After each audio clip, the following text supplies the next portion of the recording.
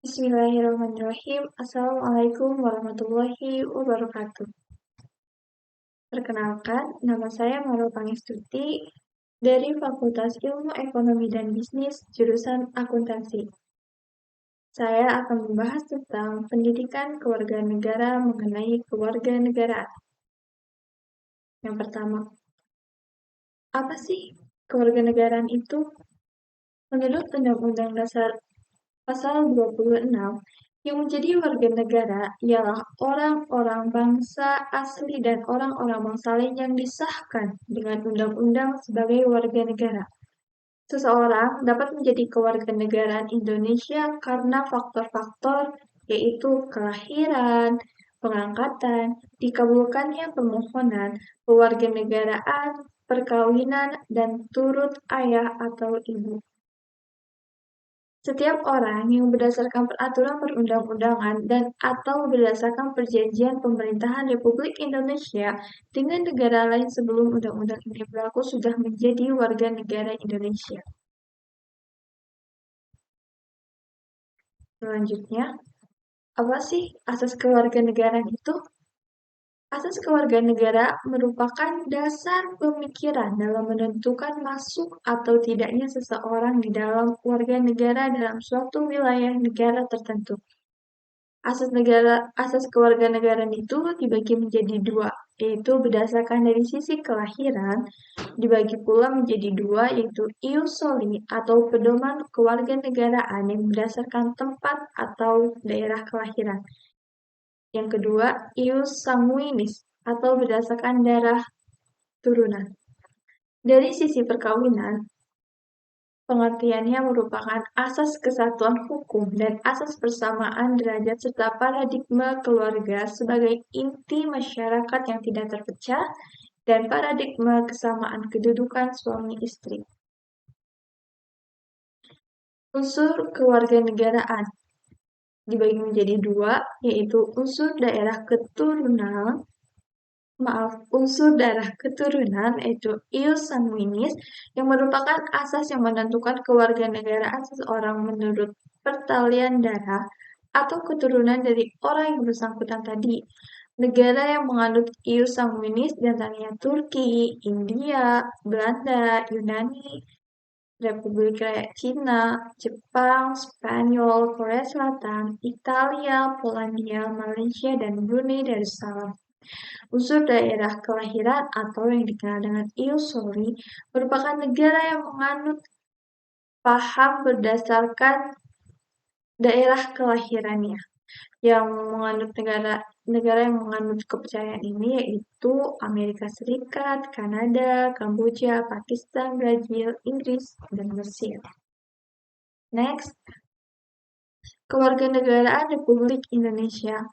Kewarganegaraan Republik Indonesia diatur dalam Undang-Undang Nomor 12 Tahun 2006 tentang Kewarganegaraan Republik Indonesia.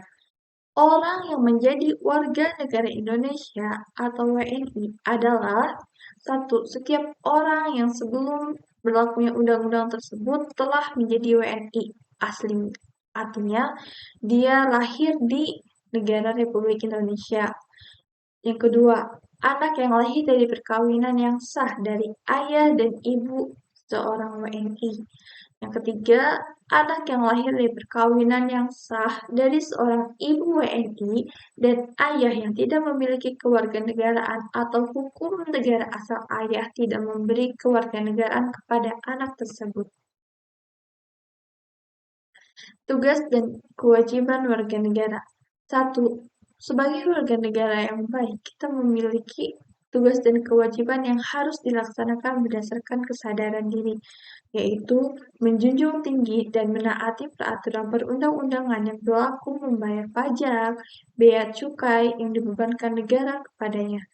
2. Membela negara dari segala bentuk ancaman, baik yang datang dari dalam maupun dari luar negeri.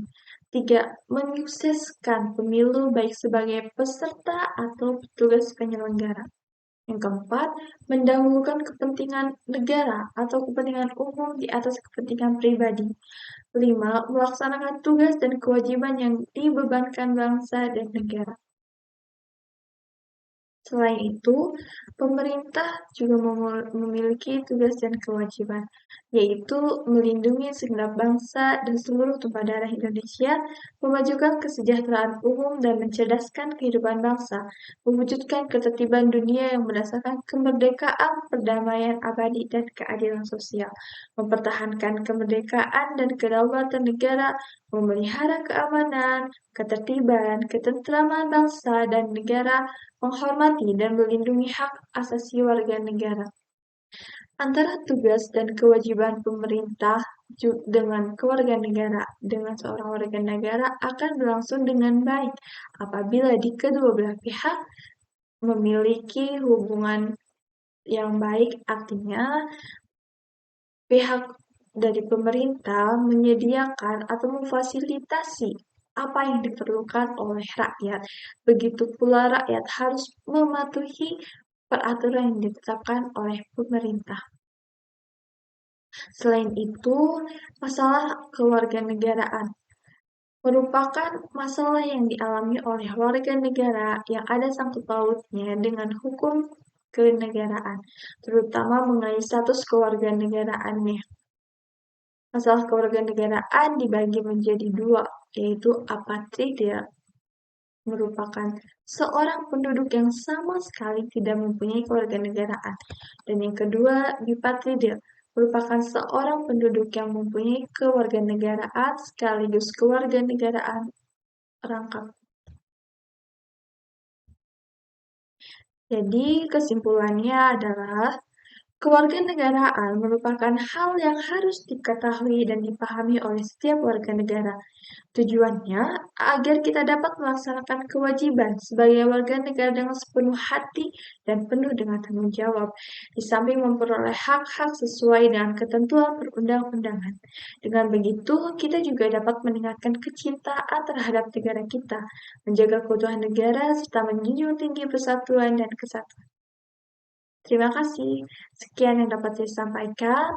Mohon maaf atas segala kekurangannya. Wassalamualaikum warahmatullahi wabarakatuh.